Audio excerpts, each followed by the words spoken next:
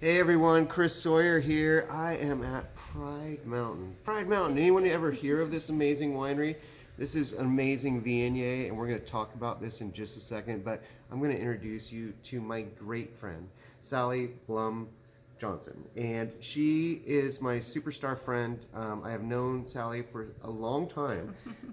When she was back at St. Francis Winery. Anyone ever hear of St. Francis Winery? She worked with the great Tom Mackey, Chris Silva was there, and all these great things were going down. And Sally, you came up here. What was the year that you started here at Pride Mountain as the winemaker? 2007. 2007. So we're talking about 14 years ago, you guys.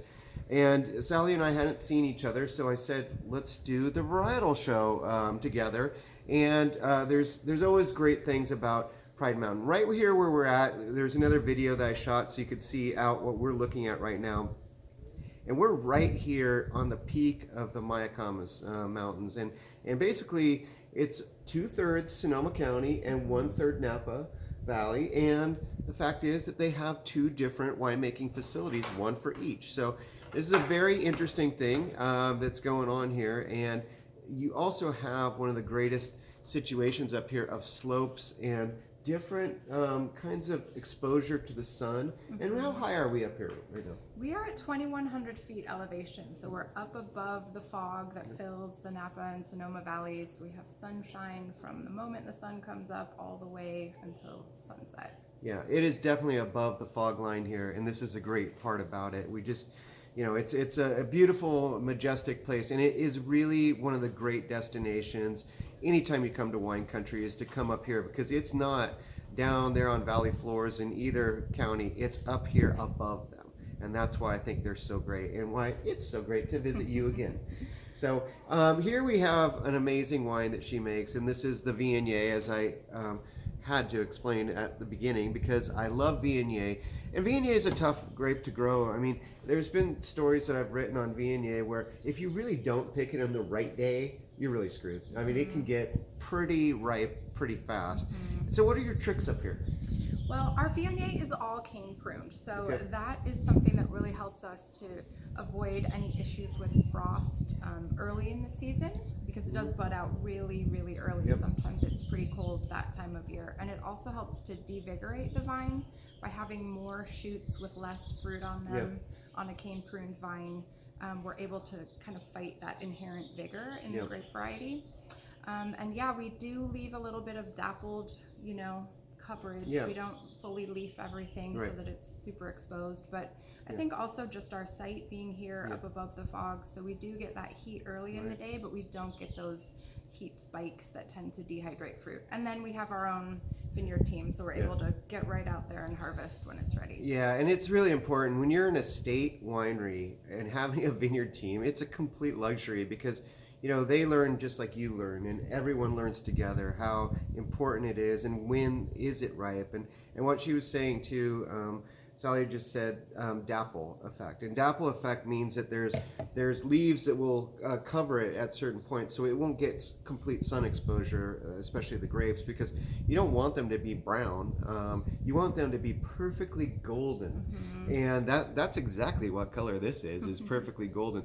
Fantastic on the nose. I mean, it's got the peaches and the apricots, but you know, it's also, I've always noticed this about this vineyard and this specific one. It has a little bit of white pepper in it. And it really reminds me so much of like Gruner Veltliner and things like that have that little white pepper kind of note to it. And I think that's also indicative of where we're at up here. I mean, these vines are growing not on rocks, but pretty much rocks. I mean, there's soil's so deep, but they struggle a little bit, and that's a good thing. They do, yeah. They struggle a bit. We have great drainage, so our soils are dry, and it does really push the vines to chug out every last ounce of energy that they can. Yeah.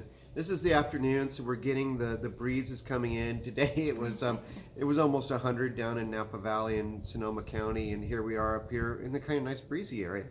And there's another thing to learn about high elevation wineries like Pride Mountain is that it is warm during the day, and they are above the fog layer in the morning, so they are exposed to the sun. So it's a kind of a complete process of getting good, sun exposure, and that's why you do cover up these little parts of the grapes, the clusters themselves. But the other part is it's warm up here, but it's not super hot like it is on the valley floor. And in the evenings, actually, the heat kind of rises, so it's warmer up here than it is on the valley floors at night. So it's a great thing. This is a very unique situation.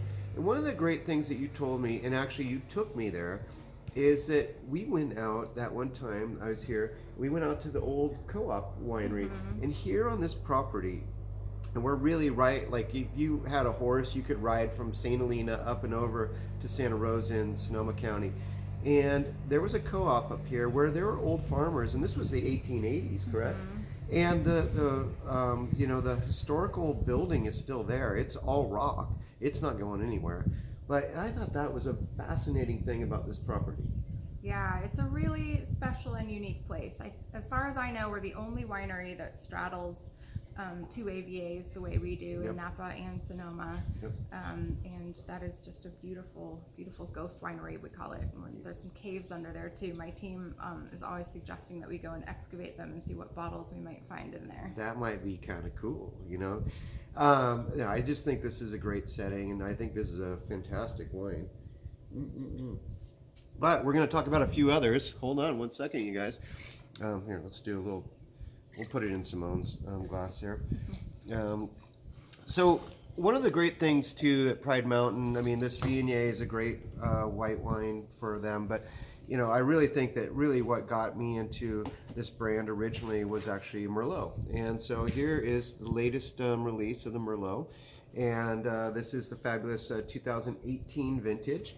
And Merlot is a great grape. And one thing that Steve Mathiasen said in one of the shows that we did last year, and he said, you can grow great Cab in Napa Valley, all over Napa Valley, but there's only certain places where great Merlot grows. And it's really true. And you can't have it in too hot of an area. And it has to be exposed to kind of breezes like we're having right now. But it's just so great when you get it that way. And this has been an amazing winery. And it's very smart of them to hire you for a lot of reasons. But I will say one reason, if you know your St. Francis winery, that place really did a big job in putting Merlot on the map to stay. The Beeler Vineyard, and that vineyard was a very important vineyard in really starting the whole Merlot movement back in the 70s and early 80s. And here we are up here, and this really works. Why is that? Why is this so good? Oh, that's a great question. Well, I think for me, Merlot, it has this amazing mid-palate. So it's got all this roundness, it's got all this fruit, just gorgeous. It can have all kinds of complexity too.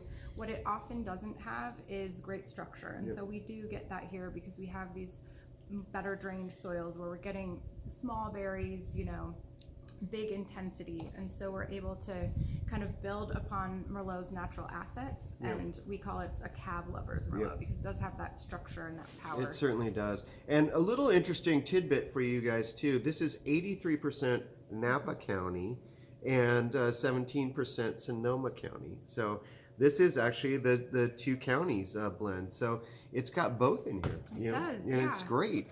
And every year is a little different. We have Merlot and Cabernet and Cab Franc planted in both counties, and so we'll assemble our blends each year based on what tastes the best, and figuring out the percentages is kind of what I have to do after the fact, after we've made it taste great. It's got some really great berry characteristics in here too, but there's like a kind of a touch of fig. There's some like black walnut even on the nose. It feels like we're in a place like that, like no other place, and we are, you guys. We actually are. So I think that's really an important part about this wine and how special it is. It's got a lot of character to it, and I think it really reflects where we're at. So there's a lot of slopes here, and so where do a lot of these Merlot vines hang out? What's the slope that you like? I mean, how does it really work up here for the Merlot vines? Well, we have two really amazing Merlot blocks. So one is just on the kind of the rolling hills behind us here, and it's planted in this really awesome soil, this red volcanic soil, so it holds on to a little bit more water than some of our really rocky soils that we call our lower mountaintop block. And it's got amazing sun. It's got that awesome soil, and it's clone 3, which for us that does really, really well up here. We get just really exuberant fruit along with the structure. And then our other favorite block is down near the ruins of the old winery, right by the gate, and that also has a great structure. It's a little more rocky there, so we get kind of like more structure, more intensity from that block, but the two together go very well. That's amazing. And believe me, these two parts really go together inside this glass. This is just it's an amazing wine. I mean, I'm thinking about a million things to have with this. I mean, duck comes to mind, but also because of that earth kind of tone to it, it really does have the, like the wild mushroom risotto that we kind of want to. You could put some truffle on there. I'd be cool with that, It can take a lot of these kinds of flavors. It's got great acidity. It's got bright fruit, but it's also got these layers of plush kinds of, complex kinds of parts to it. But it's very, it just opens up in the mouth. Yeah, I think so too. That's totally how I describe it. And what I love about it so much. It's a fantastic wine. Oh, thank you. Yeah, I think we better finish this. Another one that reminds me a lot of is fig, and just almost like a fig Newton almost. Isn't that kind of crazy? I don't think I've ever said fig Newton. I know the Newton winery, it's a good winery too, but it's not fig Newton. Fig Newton, if you've ever had one, I don't even know if they're trending again, but when we were kids, fig Newtons were pretty awesome. I might be bringing up some memories of a lot of people out there, and I hope so. Fig Newtons, man. Healthy get back and in delicious. Yeah, indeed. To us, this is a Friday, so we're actually having a good time together. You've been here. What are some of the little lessons that you've learned about how unique? I mean, you came up. Believe me, St. Francis has a really great facility right down there near the town of Kenwood, and it's just not that far from here. If we were just as the crow flies, it's probably about 10 miles that way. But that's Valley Floor, and here we're up on the mountains. Like, what are some of the interesting things? I mean, as far as when do you pick, and how does that vary? Well, one thing I remember vividly from my first vintage here was driving into work one day. It was like middle of October, and it had been raining for 2 weeks straight, and it was just shrouded in mist. All the leaves on our reserve Cabernet block were yellow, no green left in there, and I was starting to get really stressed out. New winemaker, our best wine, it hasn't been picked, what are we going to do? And so talking with Ramel Rivera, our longtime associate winemaker, and Bob Foley, who was the founding winemaker here at Pride, Bob Foley, and also a master of Merlot in addition he to Tom. is, absolutely. They both said, we always hang through some rain up here. It's not a big deal. We've got that breeze, we've got the sunshine. It's not gonna sit and be damp, and it's not ready. So don't pick it before it's ready. You're always going to make a better wine if you wait than if you just get nervous and pull something in. So that was a big lesson for me. We ended up making an amazing wine that year, and I guess just learning to trust in what you're seeing out in the vineyard. We have it really good here in Napa and Sonoma. I mean, we can ripen. I mean, that's not the question. I think that really what you said there is really an interesting point, just because when you get into it, you're kind of talking more about how it really works over in France, and about how there's things that happen that they don't have any control over. I mean, it can hail in the middle of the summer, and you're like, what? Huh? What? We don't have this, but they don't have the mountains like we do, and we have a luxury here. But it's actually interesting, especially when you're up here. I mean, we look that way, and then we're looking towards the ocean. I mean, the ocean is due that way. We're about 40 miles from the ocean. Maybe, what would you say, 35? Yeah, I think that's maybe right. 35 miles from the ocean. And the city of Santa Rosa is right over there, and we would be going right down to St. Helena, and I will be going there later today, and it's right down this hill. So we're in an interesting area, but the wind that's coming in is coming off the ocean, and then it's the same exact thing in the right bank of Bordeaux, and that's where the Merlot is grown. And so there's something that's really working here in a really interesting way, and I think that the Pride family, Steve's here today, and everyone that's part of this family, I mean, they took a real risk coming up here. I mean, they're kind of crazy. Like, who would have done this, you know? But look at some of the finest Napa Valley producers. Where are they at? They're not on the valley floor. They're in the mountains. They all took risks. But is it worth the reward? Oh, yeah, when it's done right. we got it, you know? Yeah. Speaking of Cabernet Franc, you like that lead in, you guys? Cabernet Franc. So we could have tasted the Cab today, and, you know, Sally and I love Cabernet, but Cabernet Franc is something special. And I'll say this: I did a special tasting at one point with Sally and my friends, great friends, Heidi Barrett. Some people might know who Heidi Barrett is, and also Pam Starr and some sommeliers that were really having an amazing time with us. And we threw this in there with some of the, you know, almost like first growth kinds of selections from the old world, and threw in a few of these. And guess who won? Pride Mountain. You know, this is blind tasting, and I was so proud and just happy that, you know, like Sally's wine won. You know, and there's two of the biggest people, you know, for winemaker women that were right there that chose her wine too, because it was awesome. And Cabernet Franc is an awesome grape, and you know, it is the father of Cabernet Sauvignon. So that's why when we talk about this grape, we're really talking about a legacy that it goes way beyond just you know, Joan of Arc drinking this 1,000 years ago. It also goes back to the fact that Cabernet Sauvignon wouldn't be here unless it was for this grape. And that's why it's special. And it's why if you plant it in the right place, and as we found out in California with, you know, obviously Pam, and she loves to blend it in everything.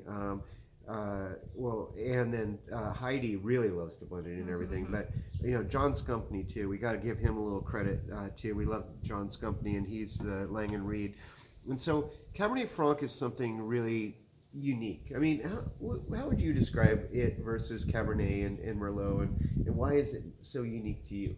I love the floral notes. Yeah, my daughter's name is Violet. I always get little hints of violet, rose oil, you know, lily, lilac. I think that's just so pretty, and the acidity too is great. Cabernet Franc will hold on to that acidity a little bit better than Merlot and Cabernet sometimes do. So. I agree, and especially when you have something that's got this mountain fruit kind of character, and we definitely have that up here, and you know, 2,000 feet, and here we get into this, and I mean, the nose is so beautiful. I mean, you're right. The violets are there. They're totally there. And she didn't plant them there. They came with it, you know. But, you know, as far as the grape variety and the clusters themselves, I mean, you have to be in the right location. Once again, like Merlot. You know, it's not... Cabernet Franc's easier to grow, you guys. Just don't... Yeah, it's kind of just... You know, and you can blend stuff into Cabernet Franc all the time. All you want. But Merlot is great on its own, and Cabernet Franc, if you can do it like Sally does it, and like some of these other specialists in California do it, we can be on that same level that we're really talking about when we talk about the great Chinon area of France, and that is in the Loire Valley. And that's really where this grape came from, and it's really fascinating for you and I. I mean, when we get to taste some Chinon, oh yeah, sign us up. I mean, we are super there, because it's a really great grape variety, and it just has such a charm when it's done right. And I think that this wine, and believe me, Sally and I talked before the show, and she said, "What do you want to taste?" I'm like, you know, I want to taste these three, but I said Cabernet Sauvignon or Cabernet Franc, and she read my mind very well. You know how much I love this grape. You know? One of my favorites too, for sure. Yeah, definitely deep, a little bit more of the black fruit kind of characteristics. There's it's almost like a brambly kind of blackberries, but they're growing down the creek down there, you know, and it's like you go, and they're not as big as like if you'd have at the valley floor where it's near a river. These are like a little creek, and they have to struggle, but they're intense, you know, and that's really what I get out of it. Yeah, for sure. Great color too. It's really just lovely dark, you know, kind of a dark crimson almost. You know, it really tastes good. What do you like with the Cabernet Franc? I usually have this Cabernet Franc for Thanksgiving. I think it brings some excitement to the table.